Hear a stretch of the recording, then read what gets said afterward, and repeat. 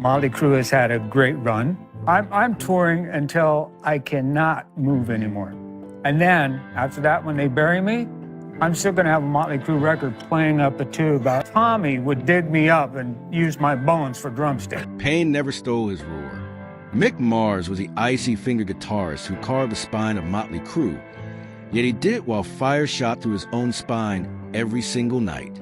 Born with ankylosing spondylitis, he did not glide across the stage.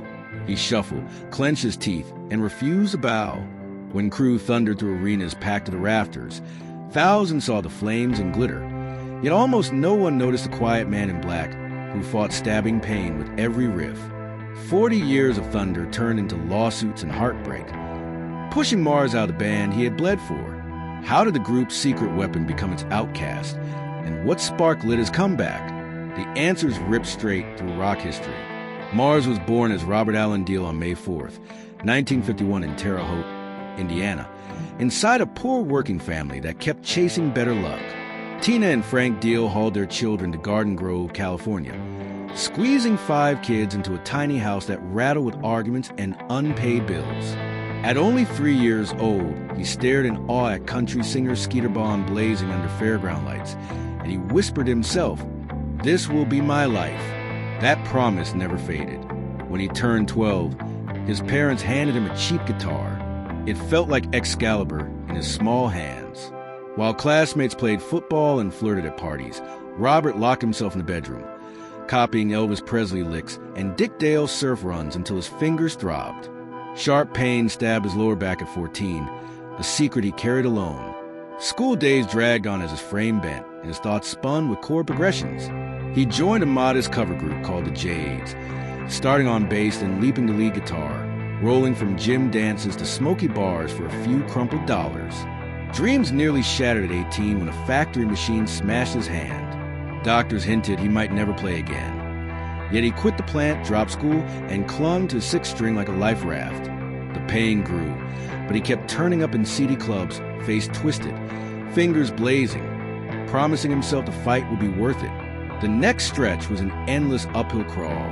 Mars bounced through small bar acts across Southern California, trading blues riffs for coins that barely bought a hot dog. White Horse became the best known of those groups, and local diehards whispered his name alongside Eddie Van Halen's.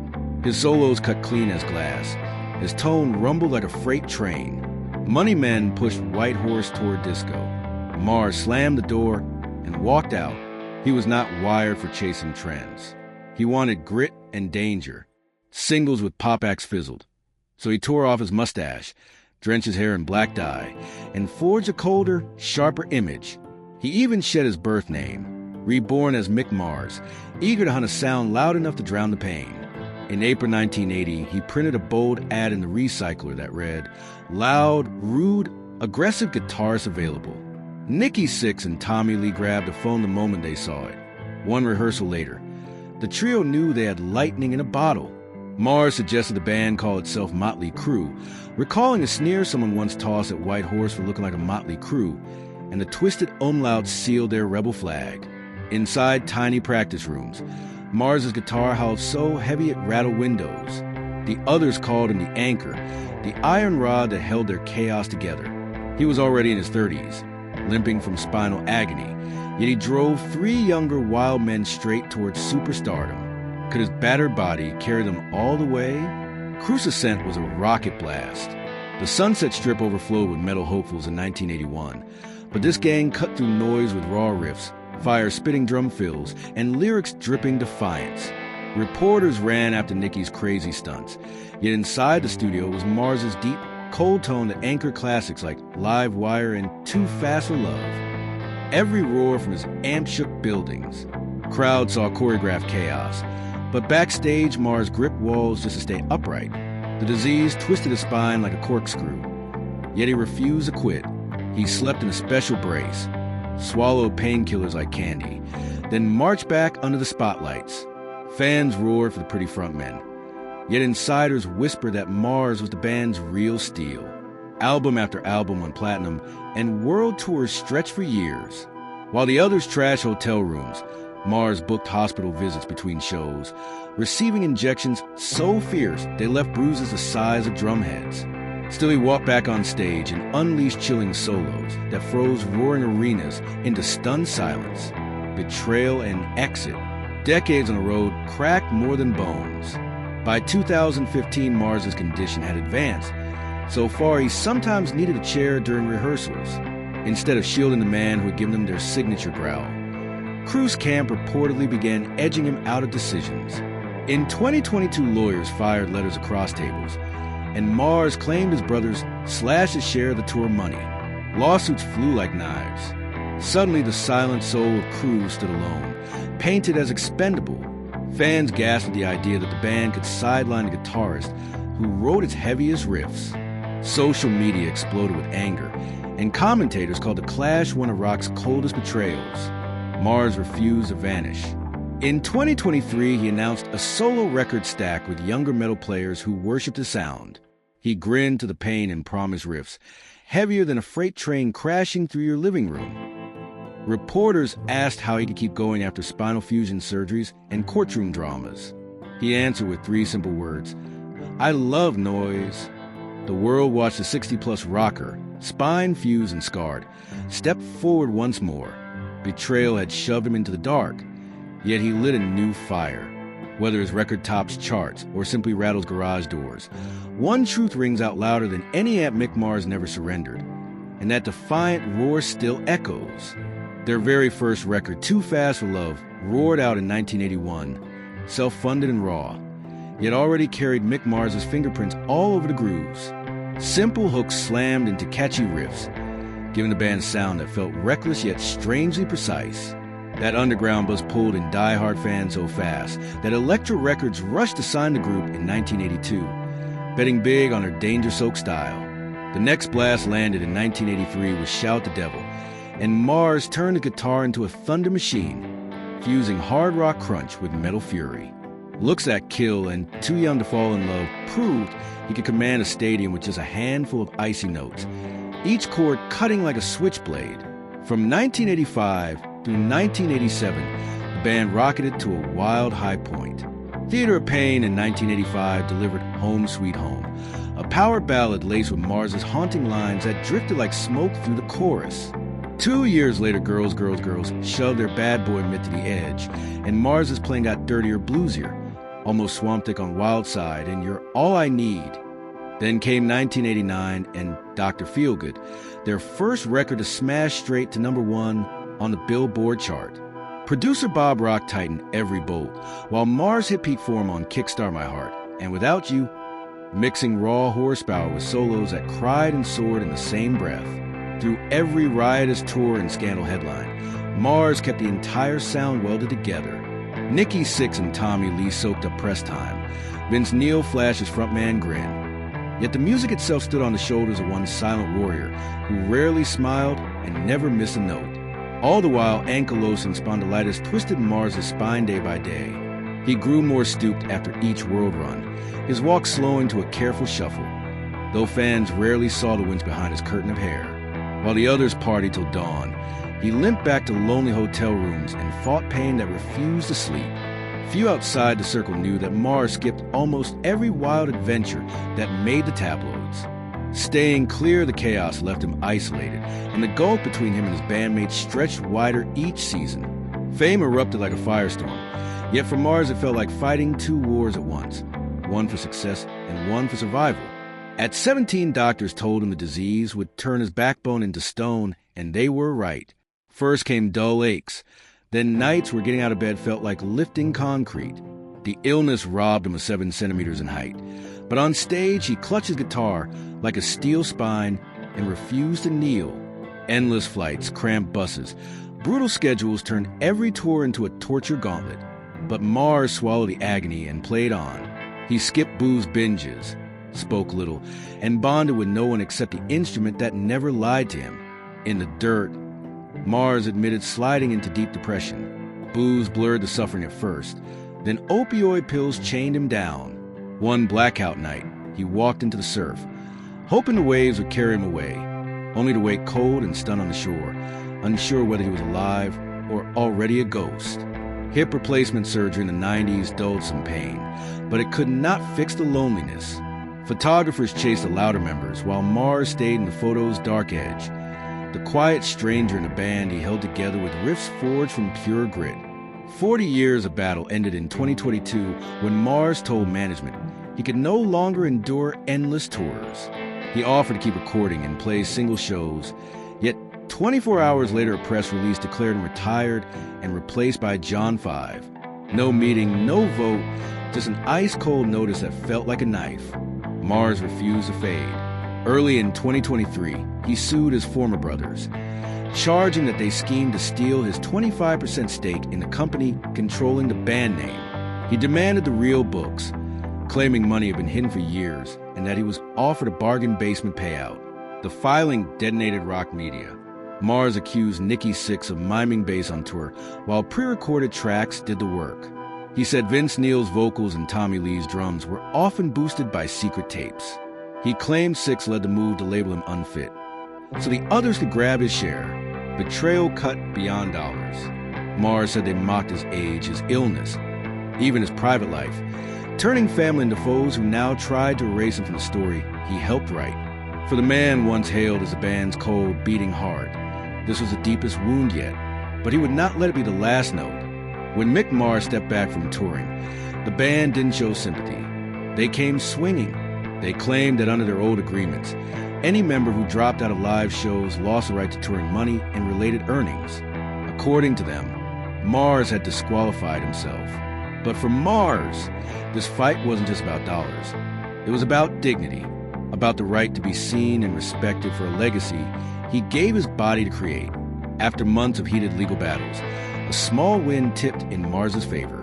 The court ruled that Mötley Crüe had to pay his legal fees for stalling document releases and confirmed his right to access the band's business records up until 2022. The war wasn't over, but Mars made one thing painfully clear. He wouldn't let anyone erase what he had built. Even if he stood completely alone, he would keep swinging. Stepping away from Mötley Crüe wasn't the end for Mick Mars. It was a spark for a brand new chapter, the one where he told his story his way.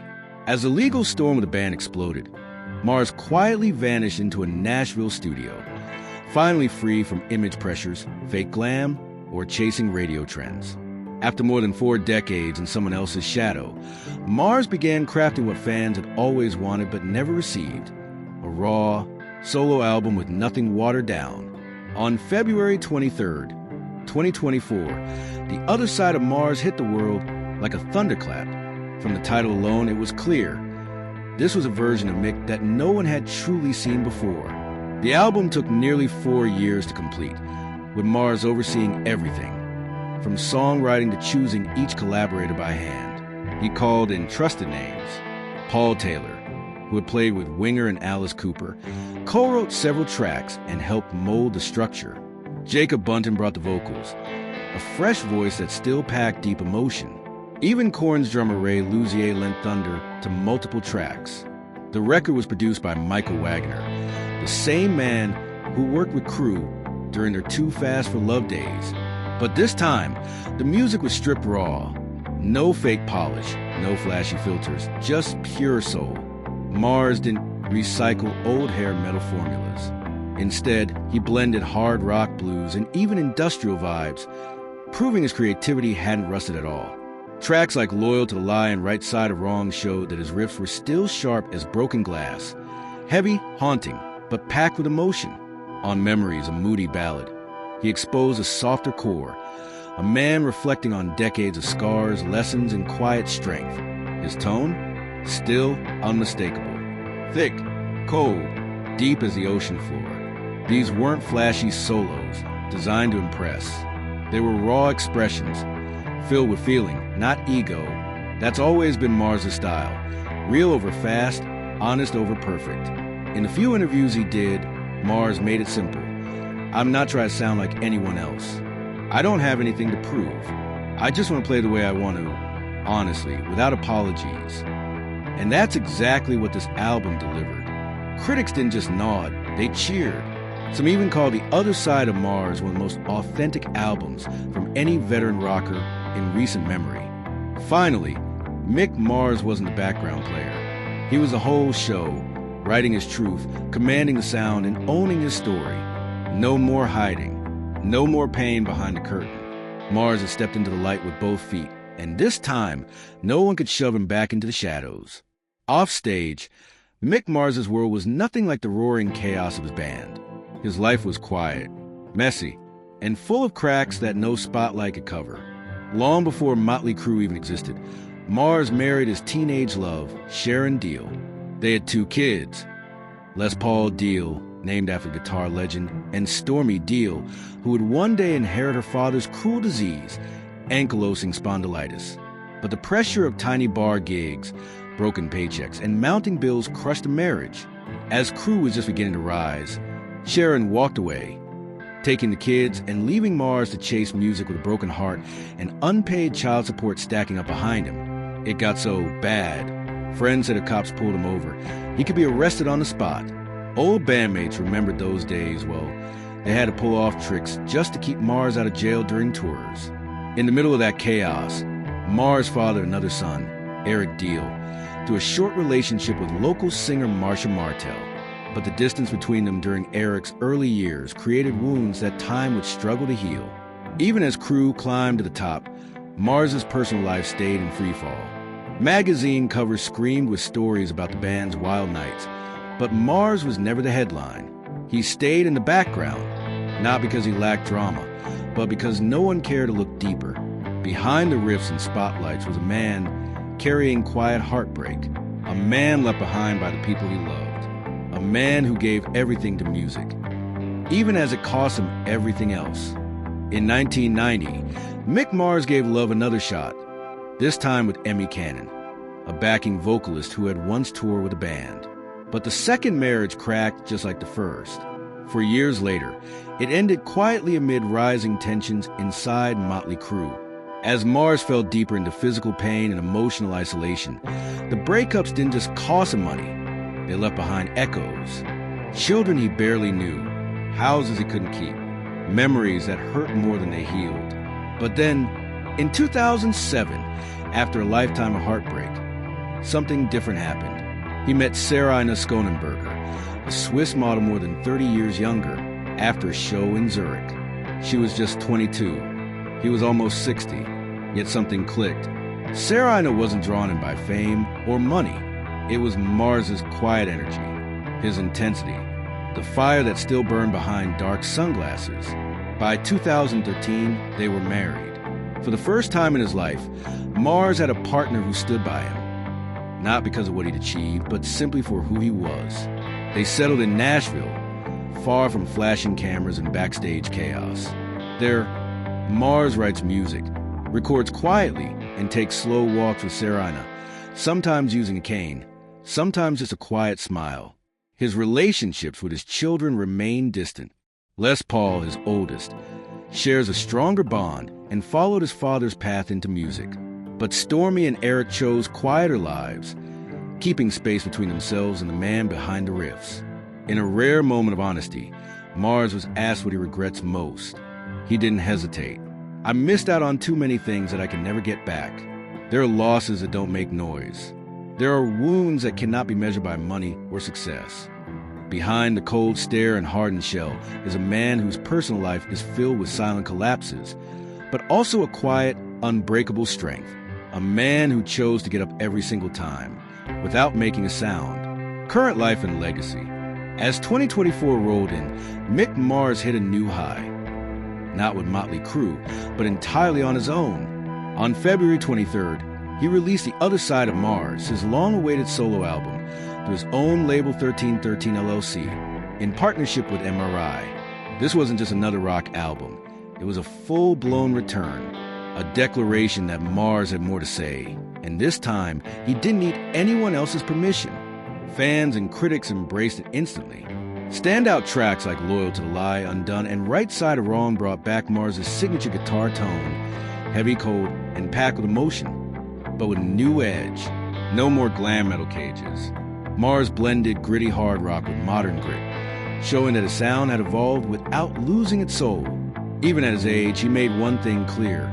His fire hadn't burned out, not even close. Then, in 2025, he confirmed what fans were hoping to hear. Album number 2 was already in progress. He teased a bigger sound, more layered, more ambitious. To help shape it, Mars teamed up with Chris Collier, an engineer known for keeping music raw and real, even while pushing it into modern territory. These days, Mars still lives in Nashville with Sarah Ina, far from paparazzi, far from old wounds. He spends his days writing, recording, and focusing on his health. There's no need for flashing lights or front page spreads. His focus is sharp. This solo path is where his heart truly lives now. Even with the legal war behind him, Mars hasn't completely slammed the door on Mötley Crüe. There's still a flicker of openness to future collaborations, but his top priority? His own music, his own voice, his own story. And that legacy? It runs deeper than guitar solos. Mars was the one who kept the band grounded through chaos. He gave their wild energy shape. His influence didn't just define Mötley Crüe, it echoes through generations of hard rock artists who came after. But more than that, Mick Mars stands as a symbol of resilience. A man who stared down disease, betrayal, age, and loneliness, and still found a way to keep playing, keep creating, keep living. He was never the loud one, never the frontman, but it was his guitar that gave the band its soul. Now in his 70s, he's still moving forward, still writing, still walking, on legs that have carried more pain than most could imagine. He does it all without chasing applause, without asking for sympathy, just a quiet force that never quit. His life is a powerful reminder. You don't need to scream to be heard. Sometimes it's silence, strength, and staying true to yourself that leaves the loudest legacy. Have you ever quietly fought for something you believed in, just like Mick Mars has done his whole life?